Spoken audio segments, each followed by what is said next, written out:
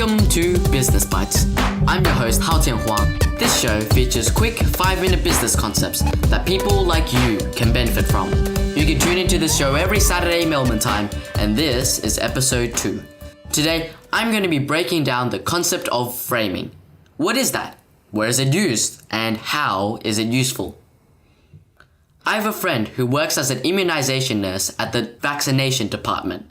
She came to me the other day to tell me about this issue she was having. As a nurse, she is required to ask patients whether or not they would like injections. So for every patient she sees, she asks the question, injections or no injections? Over half her patients, 58% of them, replied that they do not want injections. So many people choose to go without injections. The problem is, injections are really important. What is happening here? I mean, there can't be that many anti-vaccinators in her patient group. Surely, the majority of her patients understand the importance of receiving vaccinations. So, why did 58% of people refuse something that they know is good for them? To answer this question, we must first understand the root of the problem. The underlying issue is with the way that the question is framed. Injections compared with no injections. A patient that hears this question will think, geez, not only will I have to pay more if I choose injections, but it's also gonna hurt me more.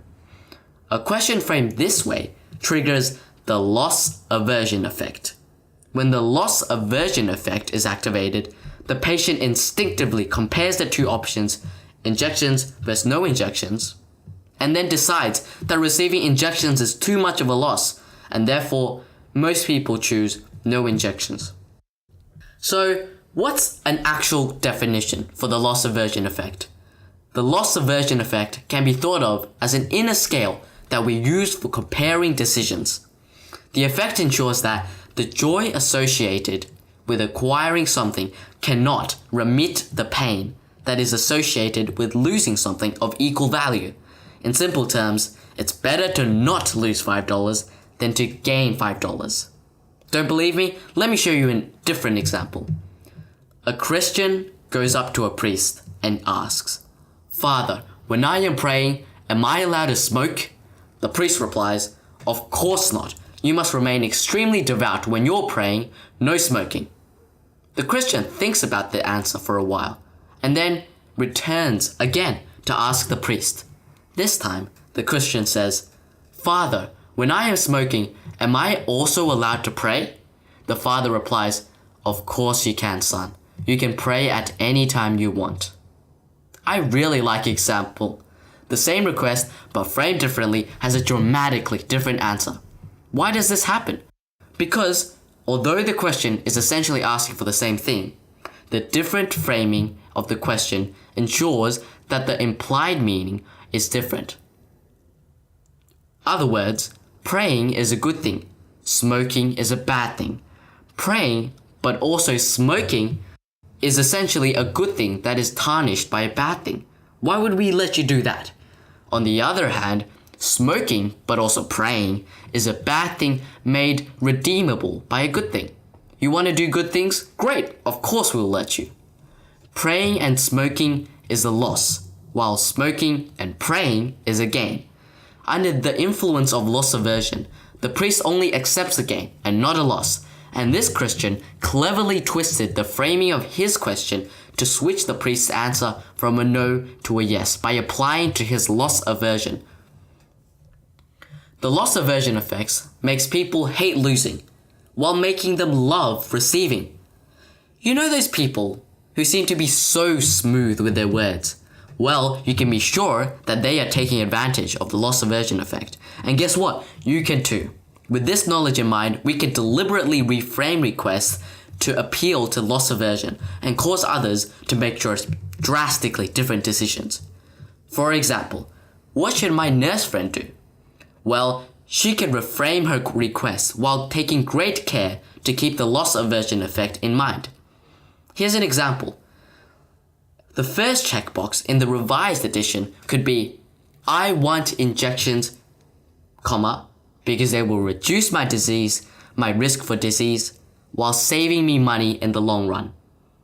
The second question, which is the one refusing rejections, would read, I don't want injections, severely heightening my chance for infection and increasing my chance of spending more money in the future for treatment. Framed like this, receiving injections becomes a gain, while not receiving injections becomes a loss. And it really worked. Under these new questions, the percentage of people who chose to receive injections jumped from 42% to 75%. This is the power of good framing. And this is what I want you to be able to apply in your business and personal life. Interesting. And what application does the loss aversion effect have in the business world? Plenty. I have an e-commerce store. My products are already really cheap, but the customers aren't happy about the $3 shipping fee that goes on all my products. What can I do? Easy. Raise the prices and include the shipping fee. If you don't include the shipping fee, it becomes a bad thing, tarnishing a good low price. When you include shipping, it becomes a gain of free shipping on top of a higher price. Another one. I sell melon seeds, and I want people to feel that they are getting a bargain when they go to my melon seed shop. What can I do? Well, when you're weighting the seeds on the scale, start with a small handful, and then gradually add seeds on top of that. Done this way, customers feel that they are continuously gaining material, continuously gaining melon seeds in this case. On the other hand, if you start with an overestimation and take seeds away, customers will feel that they are losing out. I know this sounds crazy, but this technique actually has been used and it works because it appeals to our loss aversion preference and it's very overwhelming and it's very strong. Finally, let's recap. What is loss aversion? The loss aversion effect is the natural tendency for people to hate losing. Essentially, the joy associated with acquiring something cannot remit the pain associated with losing something of equal value. We can use this effect to become social gurus, reframing our requests and redirecting behavior in our favor. In addition, we can also apply this effect in the business world by maximizing customer satisfaction whilst minimizing customer dissatisfaction. This was the second episode of Business Bytes. We believe in making business fascinating, and we thoroughly hope that you enjoyed this podcast as much as we did. As always, I wish you all the best in all your personal and business endeavors.